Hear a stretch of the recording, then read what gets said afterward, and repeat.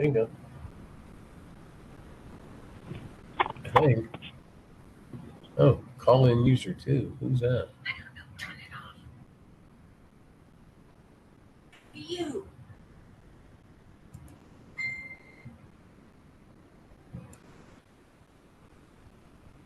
Turn it off.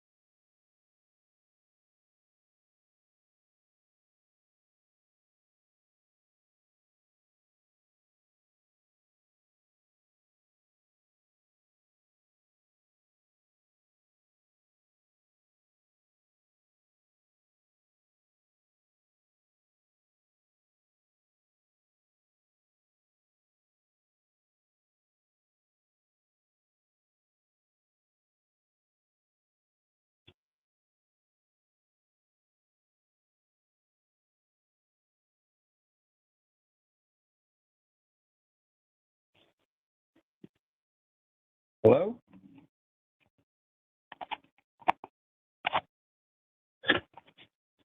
Going it? Reed, Yep, there we are. Otto, Yes. House, Yes. Hicks, Yes. Knuckles, Yes. Todd, Yes. Wright. Yes. Number 5. Mr. Mayor, do you want to meet her? Would you like to meet our new hire? Yes, we can. She's here. She's been dreading this all day. Yeah. You want to get up and introduce yourself? Hi, I am the new Grant County Area Plan permit clerk. There we go. My name's Katie. Been here about a month, a little over a month now, and I absolutely love it. So thank you. Welcome aboard. Katie started off, as you can see, she's got a great personality for the front end, and as far as customer service, she's worked really well and meshed really well with the rest of the office. So far, we're extremely happy with her. So just wanted to get her up here and let you guys meet her What's our last name? Cable. with a K.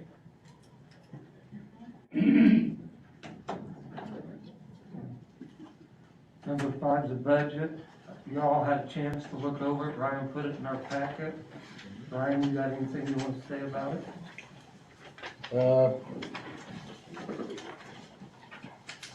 I've got, you guys have the beginning sheet. A lot of it is remaining the same as we did last year on the budget. We did raise garage and motors up to 15,000 from 10,000. A lot of that having to do with currently the gas they just filled the tank with is at $4.20 a gallon. A year and a half ago, we were at $1.82 a gallon. So we've already got $10,000 appropriated this year to take us up to 20,000 because we also had the differential go out in the building inspector truck and tires and brakes and the code enforcement truck. So there we raised it up to 5.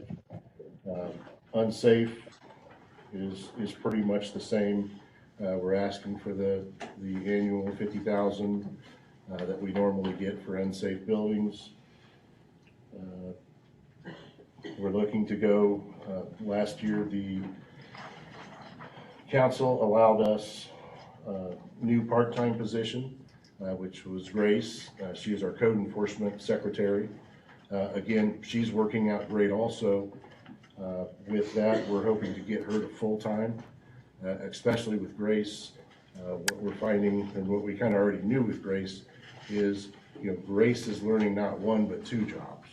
She is the primary backup for the permit clerk. Her primary goal is to be the backup for Nicole, to help Nicole get paperwork done so Nicole can get out into the county. We're not with Sandy quitting and everything's not as fluid as we had hoped yet, but you know, we've got on our unsafe structures, Nicole's got 11 buildings down this year so far. That beats our record of 9 by 2 already, and we're, you know, August 1st. So it is working, it is freeing her up. What I would like to see, again, with that position, because it is learning 2 positions, we are hoping to get it to full-time so there's not a lot of rollover. That is a position that fully trained will help us out tremendously, and if we are training them, will slow us down tremendously. So we're hoping they'll allow that. That's when we went last year, they only added 2 positions throughout the county. We were lucky enough to be one of them, to get that part-time. Mr. Rohrback last year said, hey, don't give up, bring it back this year. So that's what we're hoping to do. The other thing is, in speaking to Rex also wanted to add to the budget for this year, and you guys got that mid-year form in there, all our numbers for mid-year. Asking the council to go one of 2 ways, either for all members of the APC and the BZA to get paid $50 per meeting or $500 per year. I put that together in 2 both ways to present. So that has been included in our budget for this year also. And the reason we did that, because a lot of other committees in the county boards gets paid for their running around for meetings. So. And I tried to note that in the bottom that, you know, you guys And with are gas not prices just sitting going there. up, I felt like at least they could do that much for us. Okay. Any board members, any questions? I think that was part of the budget proposal 2 or 3 years ago. Yeah, we tried This is last just year, a the year repeat before. of Things Things when they had to go. One of the things we didn't speak to that I think probably we need to discuss further before we go further is setting apart the executive assistant pay. Yes. Other full-time, what are you talking about there? I would like to get that position set apart in a way that it would be right now, with the way it's currently paid, yearly between executive assistant and code enforcement is only a couple $100. That position, I mean, currently for Brenda or whoever's in that position is an office manager, a zoning coordinator, my assistant, et cetera, et cetera. I would like to have that position set apart.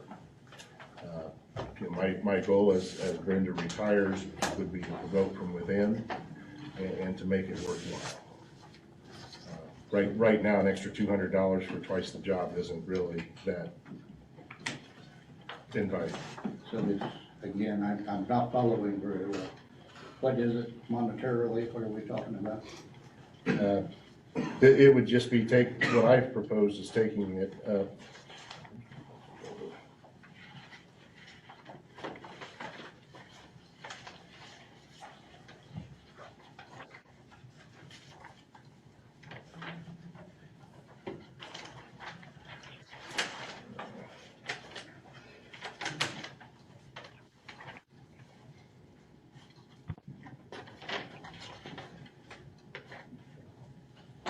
It's the first page there, at least on mine, Yeah. talking about the salary breakdown.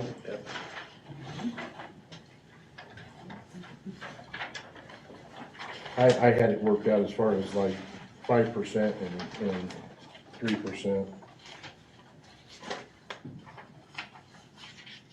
But I don't see it now.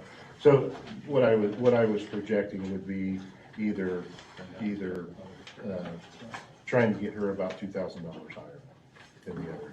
Still giving raises to everyone in the office, but trying to set her about $2,000 higher than the next position. So you're making this, changing it from hourly to salary? Is that No, what- she's salaried. Everyone's salaried but part-time, Everyone is salaried now, but part. but part-time. So what you're really saying is that you would like to move that pay, higher than the other people in the office. Right. Okay, this point in time. What kind of increases were given a year ago? 5%. 5%. And they're talking 10% across the board this year, which would almost make any of this. And was there a bonus that was given as well? $2,000 or something that employees got this year? No, No? not that I know of. Was that just a raise, was it?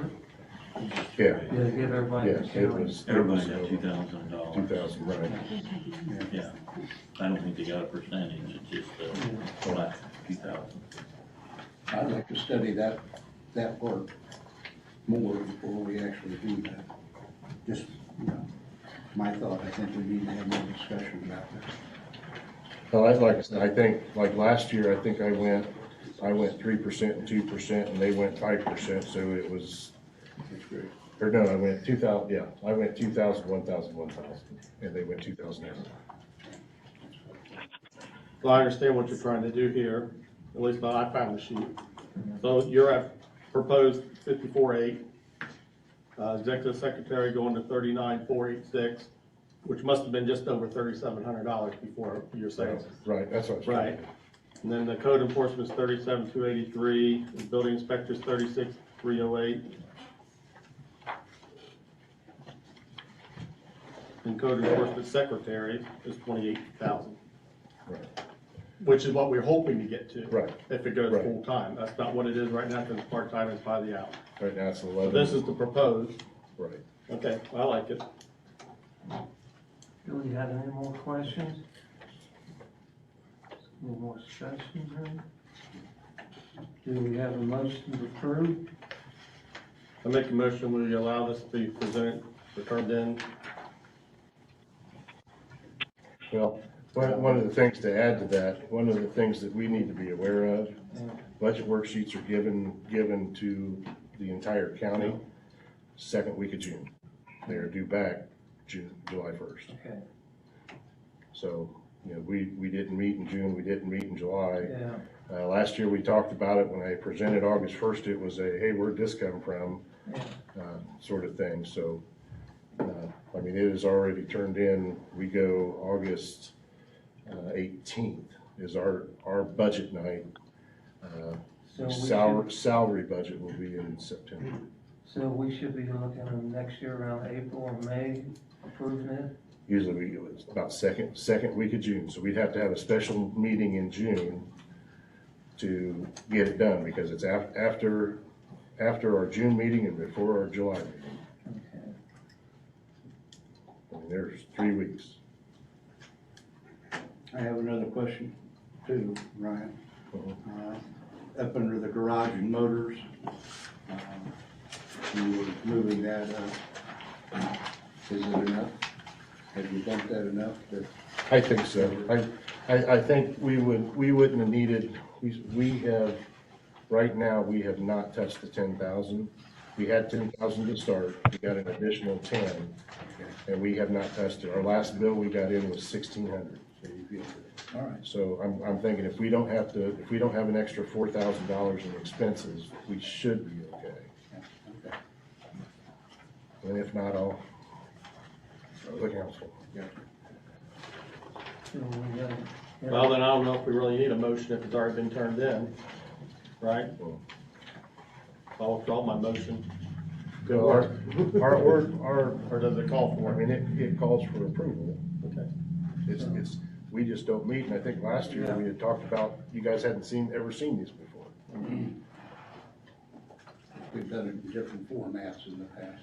Yeah, this is what the county sends out. So since we have to have it approved, do we have a motion? Then I guess maybe I'll redo that. Do we have a second? I'll second. Okay, roll call. Bothwell, Yes. Frankel, Yes. Reedy, Yes. Cottle, Yes. House, Yes. Hicks, Yes. Knuckles, Yes. Are you able to hear me? Yep. Todd, Yes. Wright, Yes.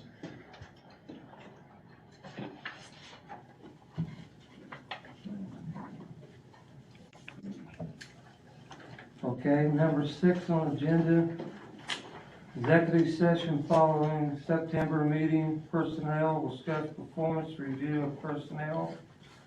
Is required, we'll start evaluating Ryan and Kyle.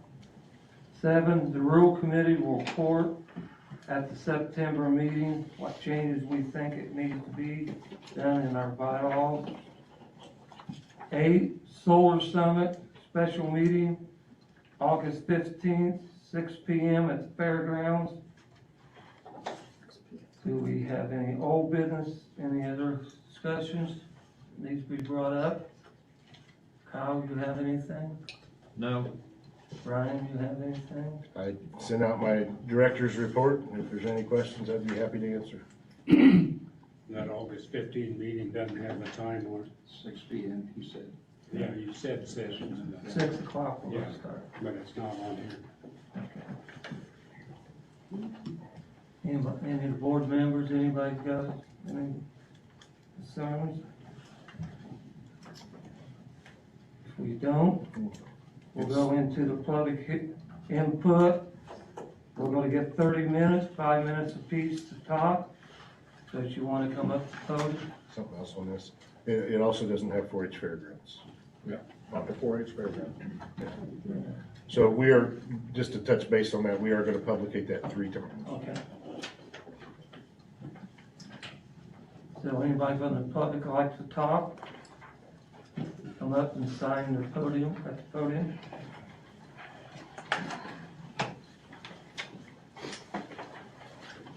Hi, everyone. I'm Andy Ellis, 8320 East, 852 South, Fairmount, Indiana. And I would like to talk about solar tonight. We're tight on time. Otherwise, I might have waited till the 15th. But I felt we at least needed to discuss it tonight because of everything that's happened. So here we are. You know, after months of work by this body, as well as a lot of input by the public. The APC overwhelmingly approved what I would call draft number 7.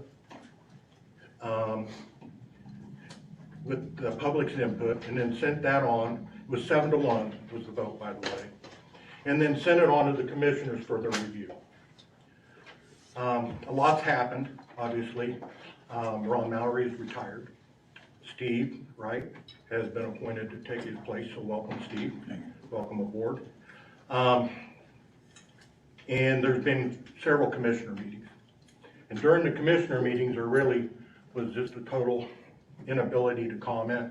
And we really couldn't get a feel from the commissioners what their concerns were and how they felt about our ordinance.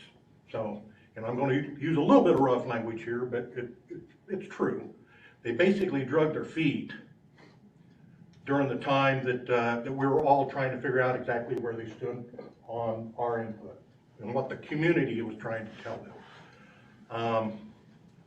They refused to discuss it in public. I mean, because we tried very, very hard just to, you know, after the meeting, talking to them personally, but we really couldn't get a feel for, you know, we knew that they were just basically kind of obstructing. I don't know how else to say it. And then they rejected the APC ordinance and sent a draft 4 back. Now, draft 4 takes us way back until like the December, January timeframe. And what they sent back wasn't actually the same draft 4. It isn't until you start comparing documents that you realize they're not the same. And unfortunately, they didn't highlight the differences, which I asked personally from the lectern, how would we know what the changes were? So they said they would do that, which they did not. So they sent back draft number 4 that had been modified. So the public input was completely ignored. Setbacks were virtually eliminated if you really take a look at how they're handled now. There's no property protection.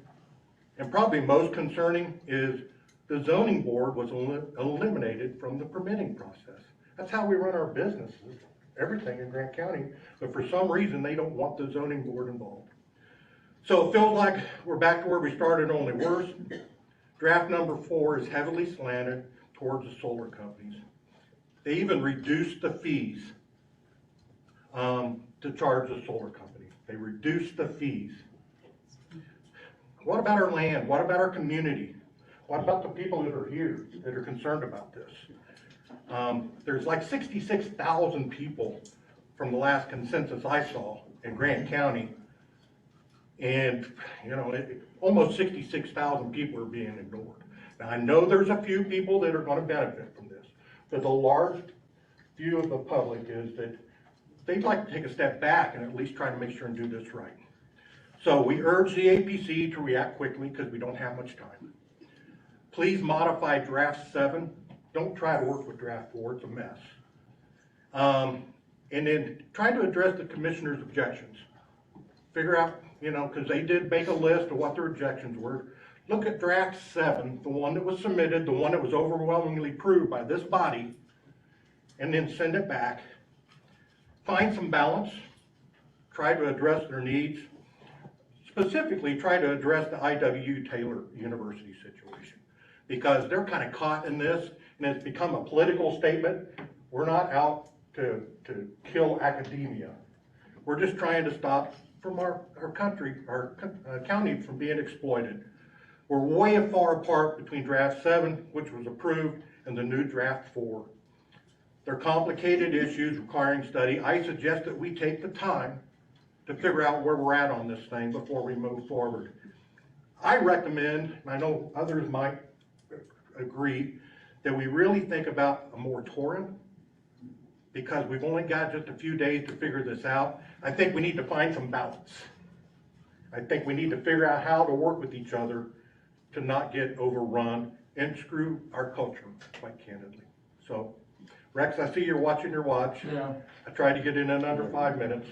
I thank you very much for the time to speak. And again, do not go forward with draft number 4, or it is a bad deal for this community. Thank you. Anybody else?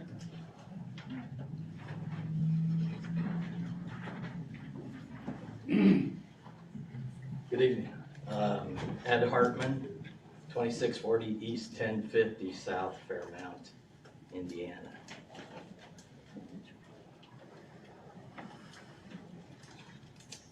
A couple things I want to bring up is that, okay, draft 4, that ordinance is different, but when you compare draft 4 to draft 7, there are a lot of differences, and some of them are very meaningful. The setback, draft 7 is 1,320 feet. It's from the solar panels to the house. Draft 4 is 300 feet from the solar panel to the house. If you live in the country and you have, say, a sizable piece of property like 5 acres, most of the setback is in your yard. The setback from your property line is the minimum of 50 feet under draft 4. If you got 250 feet in your yard, the setback's on you. They're at the minimum. Also, it's in here to protect the towns with a municipal setback of 1 mile. So they can't come close and encircle a small town and prevent it from ever growing in the next 30 years, which really is kind of a long time. At decommissioning, at the end, in the draft 4, there's no mention of recycling. Come in and salvage it, just get it off the land. That's basically draft 4. Draft 7 is the panels have to be recycled. Yeah, you can salvage the metal. Metal can be taken. Metal has value. The panels have basically no value when they're done. They're hazardous waste. And they'll be thrown in the dumps if they can be allowed to do that, because that's the cheapest way to get rid of them. But they'll also leach out into the groundwater eventually, the chemicals that are in them. In draft 7, the APC approved draft, there is a property value guarantee. Now, if you put a property value guarantee in, there is, according to the solar companies, no problem with their solar fields devaluing anybody's property. They say that over and over, but yet they are totally opposed to a property value guarantee. Now, why would you be opposed if there is no harm going to come to you from that? Because you're so confident in all the studies you've had done that there's no drop in property values. Well, there is. There are other studies that are coming out that refute that completely. And common sense would tell you, obviously, your property's going down in value if something is right next to you, it's 20 feet tall, and has a 6-foot fence around it. And they could go around you on 3 or 4 sides. Proposals in Madison County were on 4 sides of residents, totally surrounded. There's a road down there where they could get in and out, but there was nothing else they'd be seeing. Okay. In 4, there's an economic development plan. That's like money from the solar companies to the county. That is not in 7. An economic development plan, those could sometimes be abused. Also, the fee is dropped from $2,000 a megawatt to $1,000 a megawatt in the new draft 4. We didn't know the changes that were in draft 4. When you change a draft, it's supposed to get a new number. It should have been draft 8. It should have had changes shown. That didn't happen. Another thing that needs to be in is a recognition of how much prime farm ground is going to be lost to this project. That is called for in draft 7. That is ignored in draft 4. We're going to lose prime farm ground. We're going to shut down farming business in favor of this business. Why would we shut down one business in favor of another? Solar needs to be on worn out industrial sites, not prime farm ground. I guess my time is up. Yeah. Thank you for your attention. I appreciate all you've done. You've worked hard. Anybody else want to talk? I just point out, the APC is actually the ones who lowered the price from 2,000 down to 1,000. We also had megawatts at 1,750 is what got proposed to us originally. That was dropped down. So I thought we left the very fees clean. open till we knew what we the did office that through costs. phase 5, draft 5 and draft 6. So that was done January, February. Was when that changed. Anybody else wants to talk? Hi, I'm Linda from Usland, Linda Morgan. Uh-oh, it says print, I'm sorry. I've been involved in this from last December, I think it was.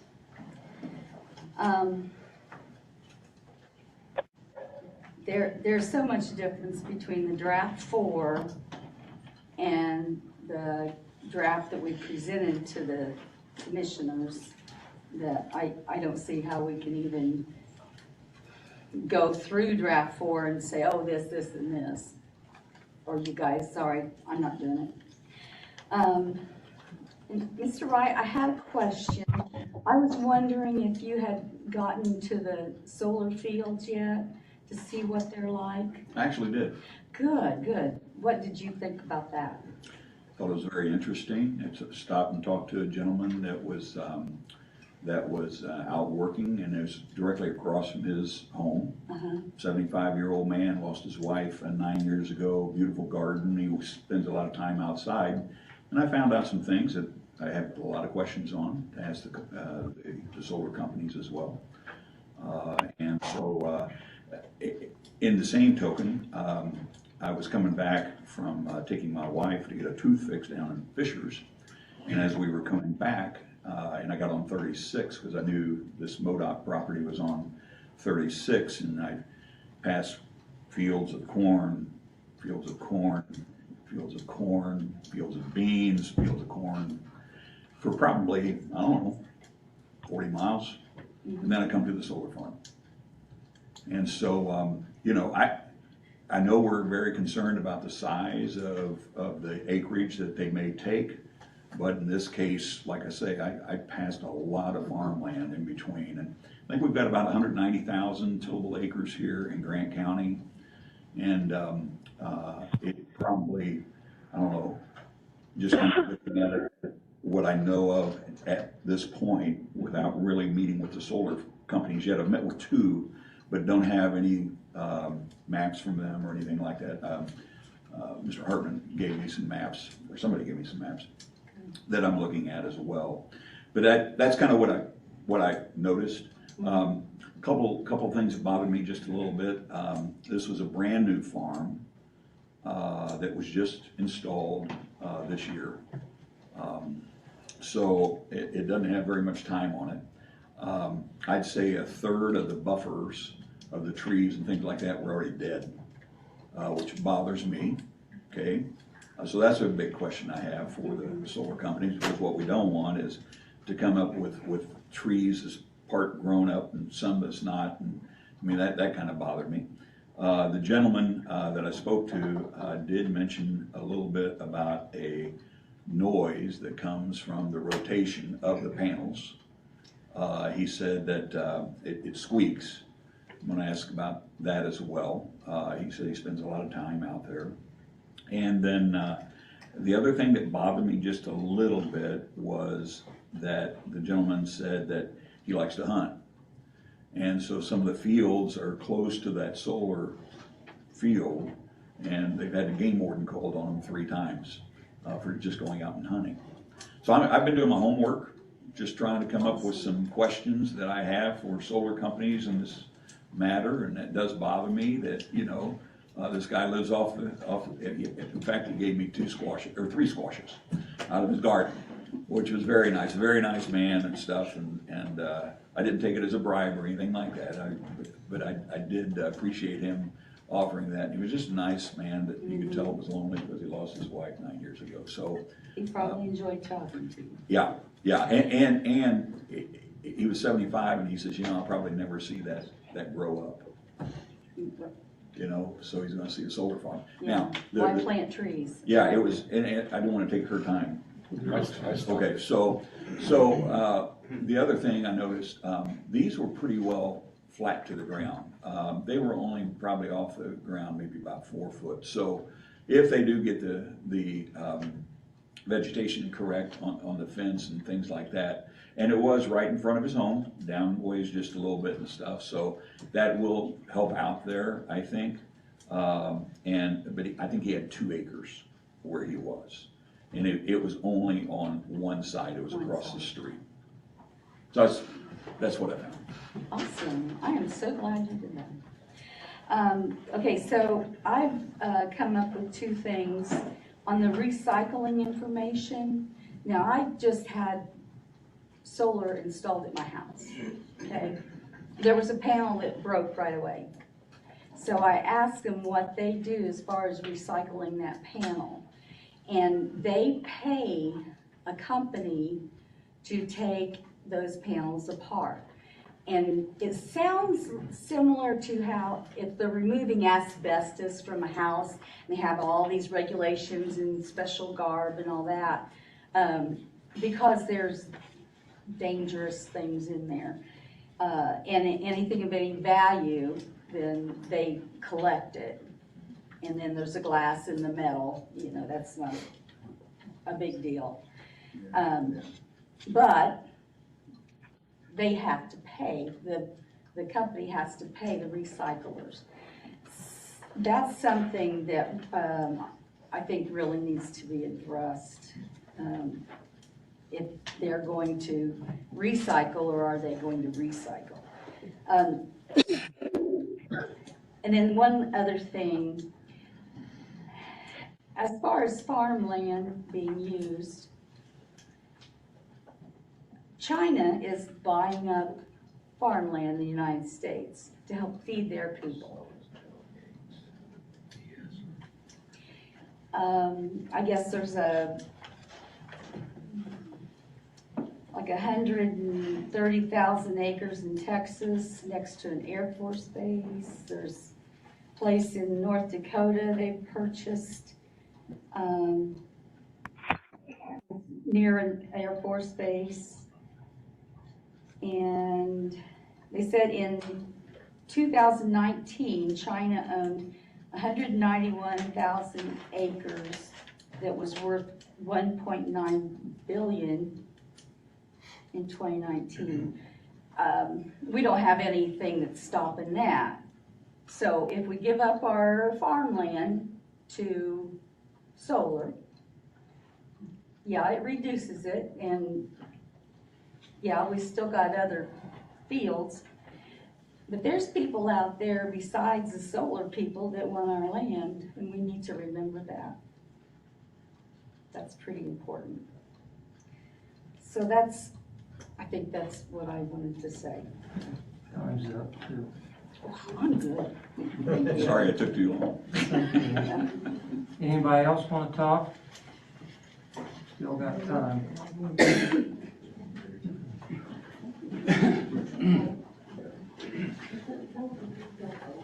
Sign in there, your name, your address.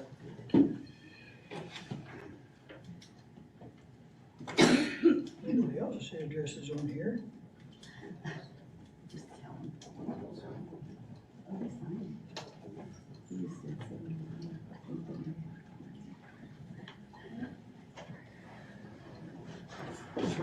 I cannot actually believe that Indiana and Grant County are going to destroy hundreds, maybe thousands of acres of farm ground and put up solar panels, depending on who you talk to, 80 to 90% of them are made in China, and by all accounts, they use child labor. And this gentleman, I don't know, I can't think of her name, I'm sorry, told us they were gonna have some kind of sticker on them A UL listing, that says they or can't be. the equivalent, which is a Who's gonna make the sticker? that's Is it that's gonna a be that's a made in national China? that's a national listing. But does the sticker get made in China? And who goes to check whether they got child labor or not? The UL, get with me and I'll give you a paper. Okay. Now I lost my place talking on it. I can't believe that we're gonna let communist people that hate us are threatening to shoot down Nancy Pelosi's plane if she tries to go someplace in the world that's free. I just can't believe that we're even thinking about wasting our land and giving them money. I don't understand why, guys. Anybody else wants to talk? We still got a few minutes. Somebody wants to talk.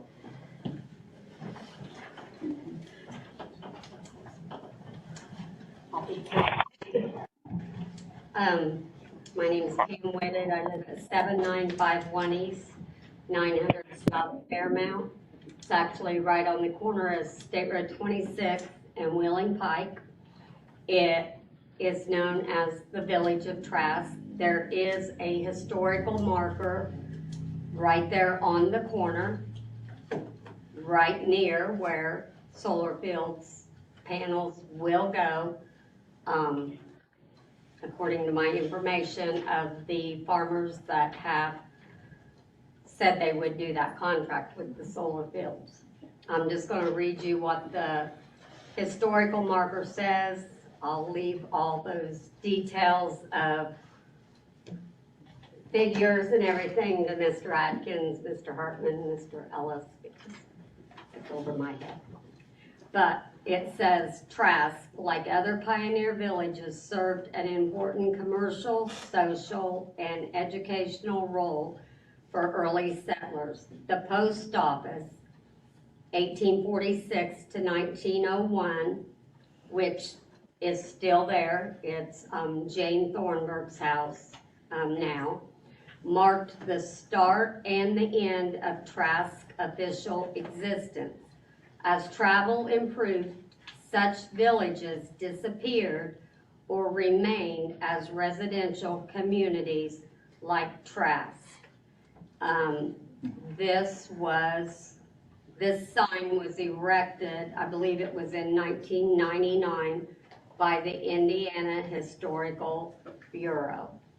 I have made contact with the Historical Society, and I'm still waiting on callbacks on that, to see if indeed they put something like this up. I would think it would have some type of protection to keep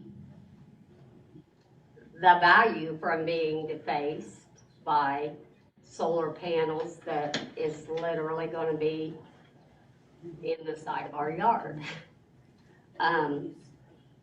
And like, I don't remember if I said, but we live in the old schoolhouse, which was the new Mulberry Schoolhouse. And we've kept the exterior and as much of the interior true to what it was. Like, we did not cover up the front of the building that has like the trustee and all those people. Even though we live in it as our home, we wanted it to be known, and it is listed in the book that we have actually at home of historical sites in Indiana. All I gotta say. I would like you to keep that in mind. We have time for one more person. Randy Atkins, 8560 South, Wheeling Pike, Fairmount, Indiana. And Pam's place is a beautiful place. If you guys ever get out in our neighborhood, please take a look. They've done a great job restoring that. You know, I started this deal back in February, and I didn't know much about area planning. I didn't know about board of zoning appeals. And what I've learned, I think, and please correct me if it's not correct, is that an ordinance should originate from this board that we have in front of us today. And that ordinance should be developed based on the consideration of the community tolerance and based on the community input that's fed into it. And I think what bothered me, and I'm gonna name some names, and I apologize for that, but as I sit through early, I noticed that based on some comments that Brian had made and Chuck had made as the chairperson at that time, that this isn't gonna be accepted by the commissioners. I heard that 2 or 3 times. And that concerns me because that's not where the process is supposed to start with the commissioners. It's supposed to start with this board.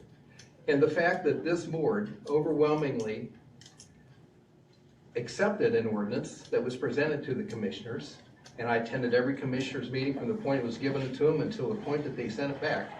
There was no discussion whatsoever about that ordinance that was given to them by the proper procedure that took place. Instead, there was an ordinance that was given back that I don't think had public input. I'm not sure that you guys even knew what was in that ordinance. I don't know that. But the fact that the commissioners totally circumvented the process creates mistrust as a lifelong Grant County resident in our county government. That's not the way the process is supposed to go. It's supposed to start here. The commissioners are supposed to provide feedback to us in regard to what's not acceptable in that ordinance that the APC presented to them. And we did not receive that feedback. And it bothers me. It bothers me that it's gone that way. And I respect you guys for listening to the community. And Steve, you're our breath of air, man. You know, there was not any discussion about an ordinance until you came at your first commissioners meeting and you shared with us what your thoughts were. And that means a lot. And I hope that you hear the people. And I know there's so many people in this county, and I know you have to represent all of them. And I hear every time that I talk to somebody about landowner rights. We have zoning in order to protect those residents that are going to be impacted by that landowner's decision. That's why we have zoning. So let's protect those people that are going to be impacted by the decisions those landowners make. Pam should not have to have solar panels on two sides of her house. They've never been there before. Give her some protection. Give her the setback that protects her from having to look out her window and see those solar panels. Setbacks are huge. I don't care whether the solar companies like them or not. We're not here for the solar companies. Nobody's been able to tell me the money yet. I know money's driving this. Yeah, there's going to be money the solar companies are going to get. I understand that. Somebody ought to have a number. Commissioners ought to know. You ought to share with us what that money figure is going to be based on the solar panels that it appears you're going to support to put in.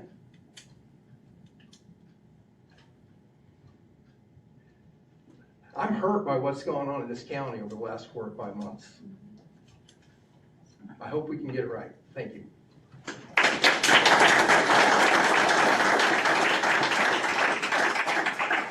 This time, do we have anybody in the audience? Mr. Mayor, point of order, please.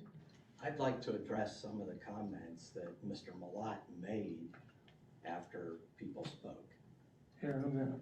Okay. Anybody here for solar that would like to talk? Anybody here for solar that would like to talk? If you don't, Ed, you can come up and speak for 2 minutes. Okay, thank you. If I heard correctly, Mr. Malat said the APC reduced the fee from $2,000 to $1,000. Here's the new draft 4 with it in there as $1,000. If you want to see a previous draft 4, there it is at $2,000. We weren't notified of that change. And I was at every APC meeting, and I don't remember you guys making that change. Do you remember making that change? No. Okay. That's a bunch of us that don't remember that change. That change was slipped in. And who would want that? The solar companies? Are we doing this just for them? Is that what this is all about? We're going to grovel to the solar companies? Please, please come. Are we the economic development people saying, please, please come. We need a win here. We need something. Are they sitting back and dictating draft 4? Sure seems like it. Are we that desperate here? And the issue of secrecy surrounding this whole process, it sure leads to a mistrust of our government officials. They're going to have to do better to earn back any kind of community trust. When you're doing things, does anybody know where these solar farms go?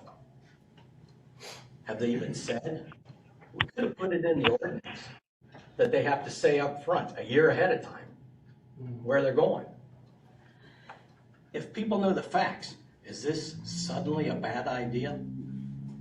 But if we keep it as a secret and nobody knows, maybe we can slip it in here. Is that the process? If that's the process, it's not a good process. It needs fixed. Another thing in this ordinance is it changes every significant decision from the standard way of doing things to the commissioners approve it. What kind of process is that? You have the zoning board to make zoning decisions. Commissioners have no reason to be involved in zoning decisions. The only thing they should be doing is approving a zoning ordinance. That's their role. As far as setting the fees, Mr. Malat's correct. The APC should set the fees. They should not be in this ordinance. They are not in draft 7. The APC should review and approve the development plan. That's the way it is in state code. We can look it up. That's not the way it's in the commissioner's ordinance. They approve the development plan. They approve everything when you get right down to it. 2 of them approve it. All of it. Is that where you want it to be? If not, they need to hear from you. And if they won't listen, they need to hear more. Time's up. Thank you.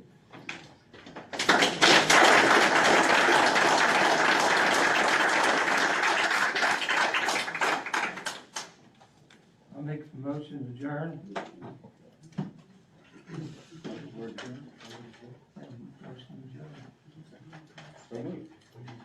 Got a motion to adjourn?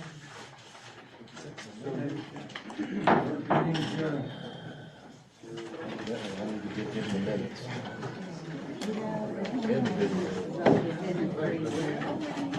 Yeah,